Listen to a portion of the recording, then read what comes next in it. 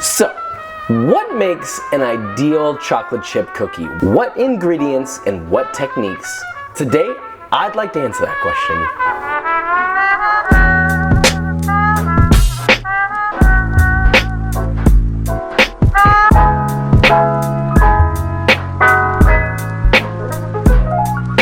I'm gonna explain them very briefly and then we're gonna get right into it. The first thing is melted butter. Not cream, none of that other bullshit, melted butter. That leads to a chewier cookie. The second thing is an added egg yolk. The egg yolk adds richness and fudginess, so now you've got fudginess and chewiness. And then the third thing is to rough chop a chocolate bar rather than using chocolate chips, because chocolate chips are complete bullshit in my opinion. You get tiny little bits of chocolate, it's not fun. When you rough chop your chocolate, you get a beautiful sort of like chocolatey marbled look on the top, and then you get random little sporadic bits of just like pure molten melty chocolate in the center. I mean, come on.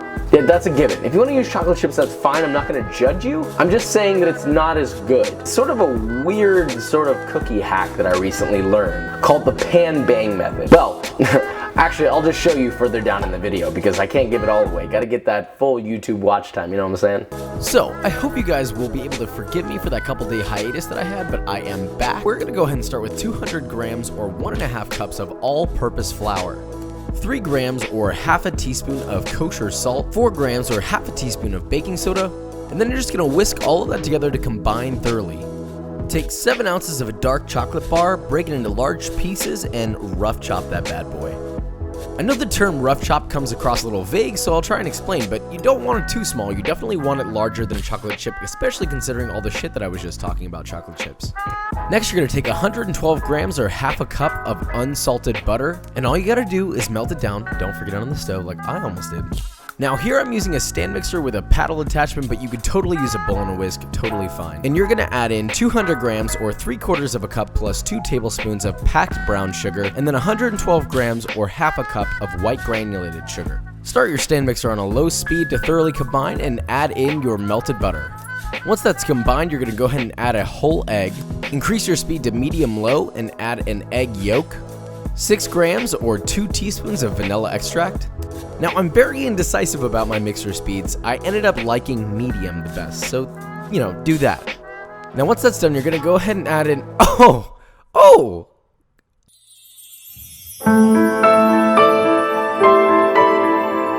yeah, don't do that. Anyway, add your flour mixture and any remaining flour that you find on the table below to your mixture. Now, a lot of people like to fold in their flour, but I just mix it in the stand mixer anyway. It's gonna rest, so it'll be fine. Next, you're going to fold in all of the chocolate chunks that you chopped earlier, making sure that they are evenly dispersed. Next, use the world's most annoying saran wrap to cover your dough and place in the refrigerator for about 30 to 45 minutes to rest and chill. Or you could do this a day ahead and let it chill overnight, up to you. Now, when you're ready to bake, you're gonna go ahead and preheat your oven to 350 degrees Fahrenheit. There are 2 ways to approach this. Now, the first would be my personal favorite, which is to use an ice cream scoop for a cookie scoop to make gigantic cookies. Now, the downside of this method is they will take longer to bake, and you're only really going to be able to fit about 4 cookies per tray. So obviously, with that note, make sure that you space them far enough apart. And then, of course, the other way would be to use a traditionally sized cookie scoop. The choice on that end is completely up to you, but my vote will always go to the giant one. Now, once you've scooped all of your cookies onto a parchment-lined baking sheet, you're going to bake them in an oven for 12 to 15 minutes for the large cookies and 8 to 10 minutes for the smaller cookies. Now, here's an interesting cookie hack.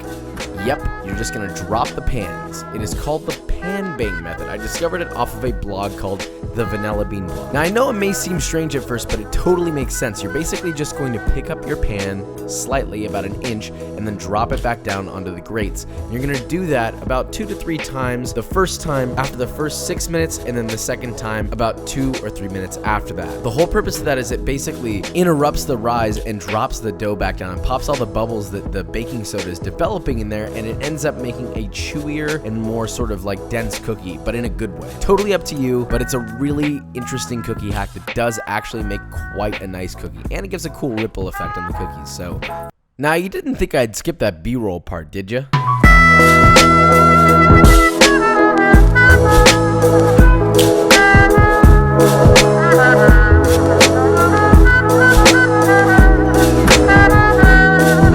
guys, and that is it.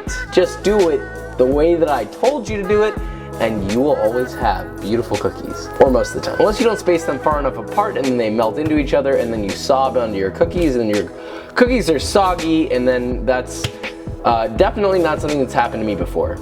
But anyway, as usual, if you enjoyed this video, please leave a like, subscribe, and hey, let me know what kind of recipes you want to see. What kind of videos do you want to see? What do you want to see? What do you want? Leave a comment and let me know. But either way, I will see you next week.